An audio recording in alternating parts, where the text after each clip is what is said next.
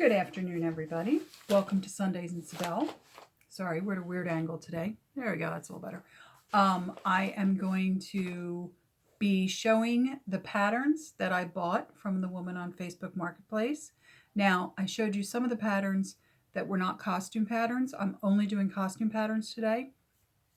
So I went back and bought more patterns from her, which was great.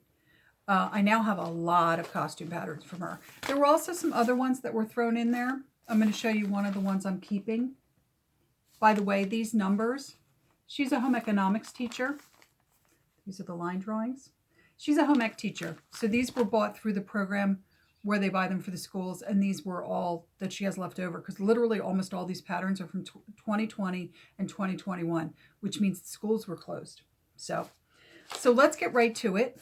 I don't have a lot of patterns to go through because even though I do actually have a lot of patterns, a lot of them are dupes. In fact, one of these patterns in here, I think there's like 5 of them.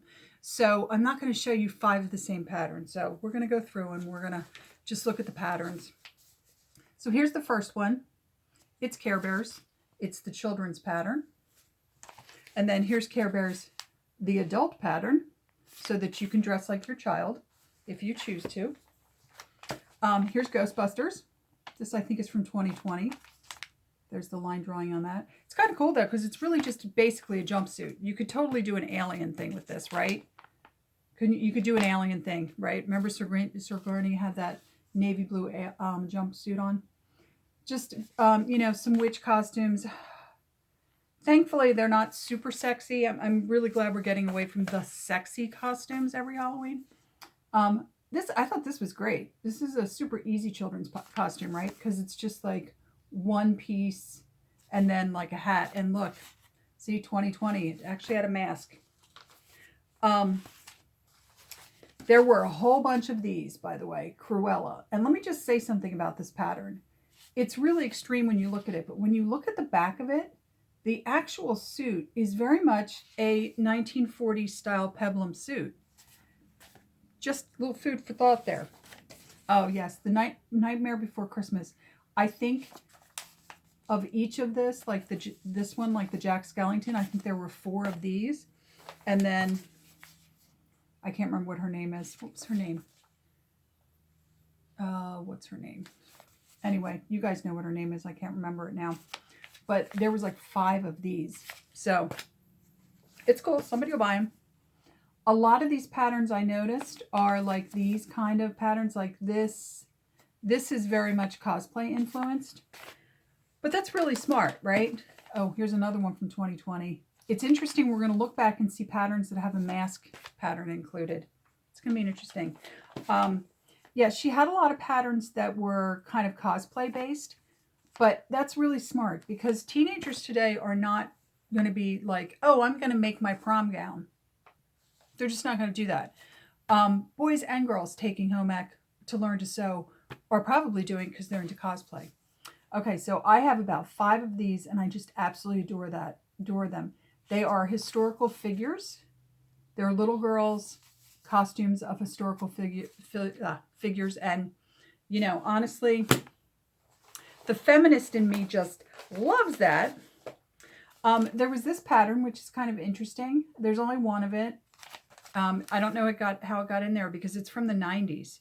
So I don't know if she had this in her personal stash and just threw it in or what, but there's only one of those. Now, let's get to the other patterns in here. There were 3 of these. Okay.